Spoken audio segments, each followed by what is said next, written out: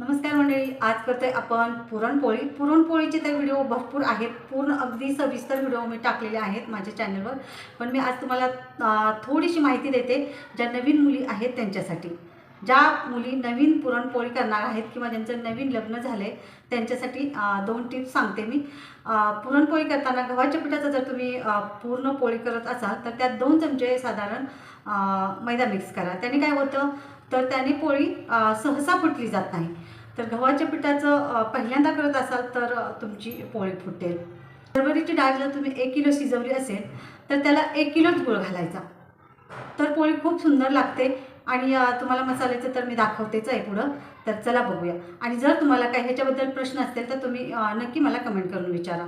तर चला बघूया पुरणाचा मसाला. पहिले तर आपण गव्हाचं पीठ मळून घेऊया. मीठ टाकले चवीनुसार आणि आपल्याला चांगलं मळून घ्यायचं आहे. मळून घेतल्यानंतर अर्धा तास तरी ठेवून द्यायचा गूळ आपल्याला. इथं घेतलं आहे मी पुरणाचा मसाला. हे पहा, सुंठ, वेलची, बडीशेप आणि जायफळ. तर त्याचं प्रमाण मी तुम्हाला कमेंट बॉक्समध्ये लिहून देते. हे पहा, 1 किलो डाळ आहे आणि तेवढाच गूळ घालून मी त्याला चटका दिलेला आहे, म्हणजे मिक्स करून घेतले. आणि त्याच्यात मी मिक्स करते हे आपले वाटलेलं मसाला, म्हणजे वेलची, सुंठ, बडीशेप आणि जायफळ. तर हे चांगलं अगदी व्यवस्थित सगळ्या पुरणाला लागलं पाहिजे, या पद्धतीनं आपण मिक्स करून घेणार आहोत.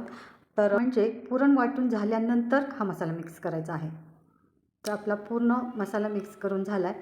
आता आपण पुरणपोळीचं पीठ बघणार आहोत. मऊ लुसलुशीत पुरणपोळीचं पीठ झालेलं असतं अर्ध्या तासानंतर. आणि तुम्हाला शक्य असेल तर त्याला चेचून घ्या थोडं वरवंट्याने. तर हे पहा, जेवढा गव्हाच्या मळलेल्या पिठाचा मी गोळा घेतलेला आहे तेवढंच मी पुरण भरून घेणार आहे. त्याच्या जास्तही भरणार नाही आणि कमीसुद्धा भरणार नाही. आता इथं अगदी व्यवस्थित आपल्याला पुरण भरून घ्यायचं आहे. वरती जे थोडंसं पीठ राहते ते काढून घेतलं तरी चालेल. आणि थोडंसं खाली लाटत असताना आपण तांदळाचं पीठ टाकायचे. त्याच्यामुळं काय होतं की पोळी सरसर सरकली जाते. आणि जास्त नाही टाकायचं, थोडंसंच टाकायचं. नाहीतर मग तुम्ही गव्हाचं किंवा मैद्याचंसुद्धा पीठ लाटायला टाकू शकता. आता आपल्याला पोळी घ्यायची आहे भाजून. हे पहा, तवा गरम झाल्यावर मी पोळी टाकली, बघा कशी टम्म फुगली. तर तुम्ही इथं तूप लावा किंवा तेल लावा, तुम्हाला जे आवडेल ते लावा. आपल्या चॅनलवर पुरणपोळीचे पूर्ण व्हिडिओ आहेत. आणि पोळी लाटताना थोडं सावकाश हलक्या हातानं पोळी लाटा, म्हणजे नवीन मुलींकडून पोळ्या फुटणार नाहीत.